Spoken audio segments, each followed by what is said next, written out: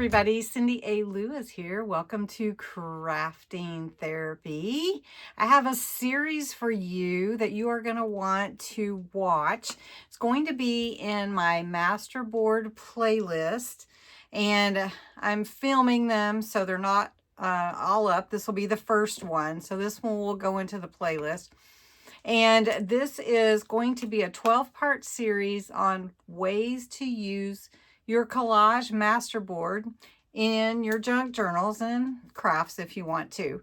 So we're going to use the MasterBoards that we made starting in Crafting Therapy this week. Made 3 different ones, and we're going to use those. Tonight, or today, or whenever you're watching, this video will be on creating tags from your MasterBoards. So it'll be fun. I hope that you like it, and let's jump into that. But before I do, I just want to invite you to enter in this hidden giveaway. This is a hidden giveaway. I'm going to give away 2-piece bone folder set from Crafter's Companion. This is the curved one and the straight one.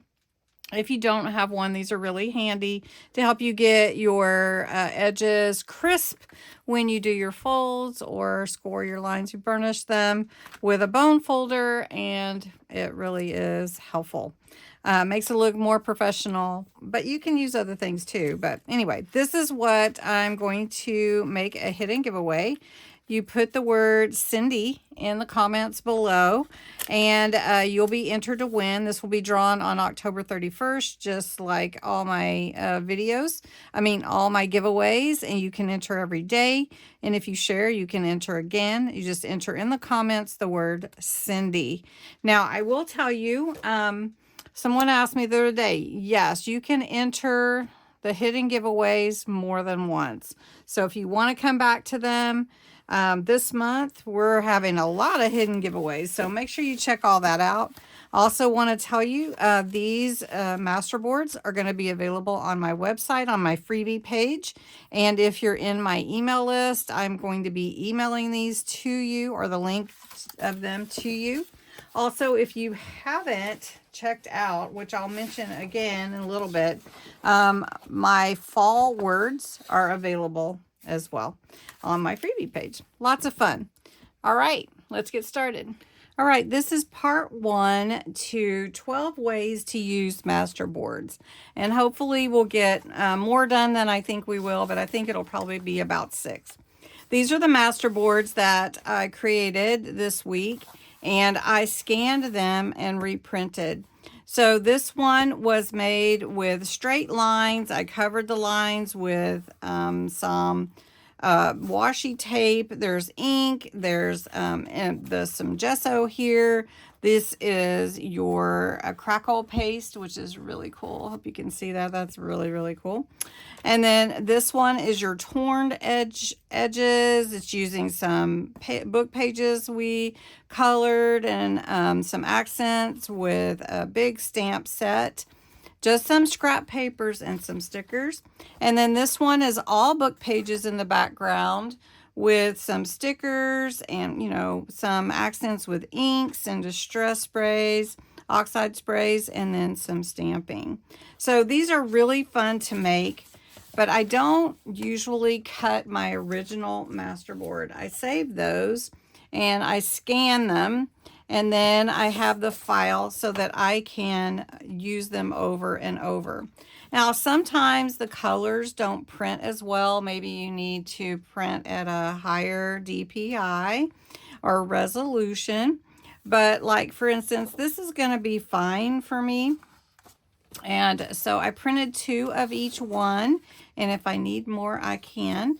Now, I printed the majority on cardstock, just a thin cardstock, not a heavy duty. And so you can see I have 2 of each.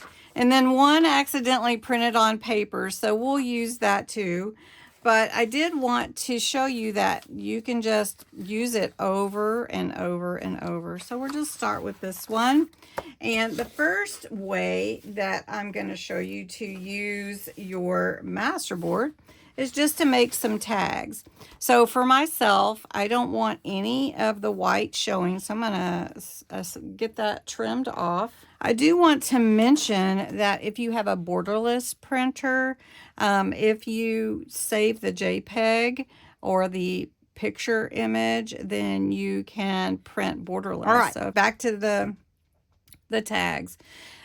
One thing that you want to do is decide what size you want your tags to be.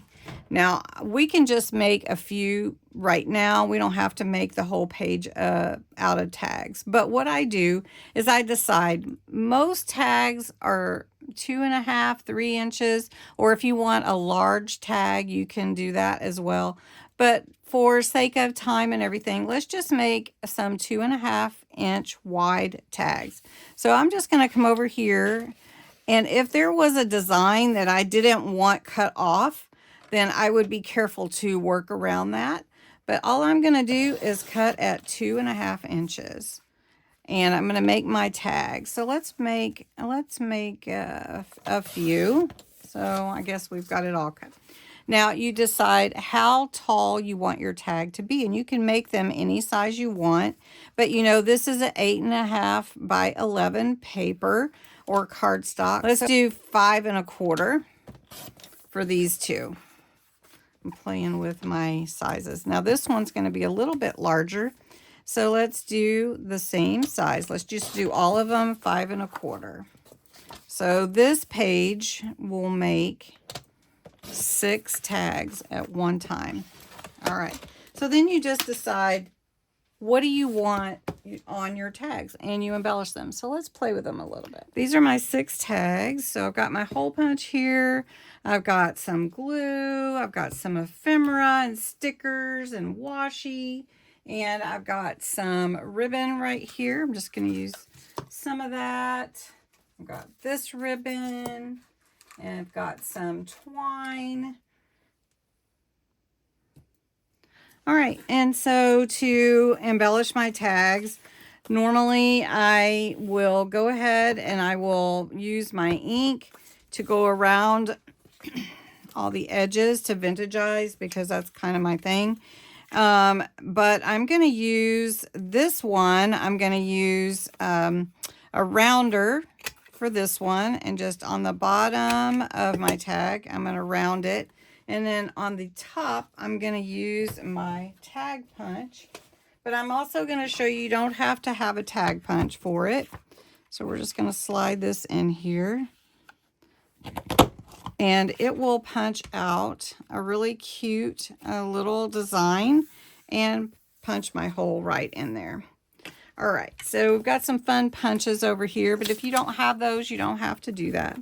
So then the next thing that I do is I go around and I will ink the edges. And I talked to you when I made these, so I'll link these videos below in case you didn't get to see them, and I'll try to get them on a card in the video also. But these are really fun. But the reason I didn't ink everything was because I knew that when I'm embellishing it, I would do that as well. Now this needs, I feel like it's perfect the way that it is, but I thought, well, I'll take this orange ink and bring it in a little bit. And I'm just going to come from the side and bring in some orange because I don't want to go, you know, right down and just get this big circle. But I want some color brought in a little bit more. Now I will show you here, you can see some of the crackle paste from the image that I did that on the stencil. And that's really cool looking too. If you want more of a darker color than a brown, this is ground espresso. And you could bring that in. But I also like to bring it from the side instead of just, again, because what happens when you go straight on? Go straight on, you're going to do that, and that's what you're going to get. So if you don't want that, come from the side. Okay? So that looks pretty cool, I think. And I'm going to go around the edges of all of these and punch them, and then we will embellish. Now, this is mass making tags. These are plenty fine if you like them just the way they are. I just put ink around the edge, and all you would have to do is grab and punch your hole. If you want around the corners, you can do that. I just take my ribbon. You can tie a knot, or you can do the pull through, and you can be done. And then your tag is done. So however you want to do that is fine. And I think these actually, because they're MasterBoards, they're just fine the way they are. But if you wanted to add a little more to them, you could definitely do that. Just grab some of your ephemera and just glue it on however you want to. So if I wanted to add a little bit here, I just put a little glue on this piece.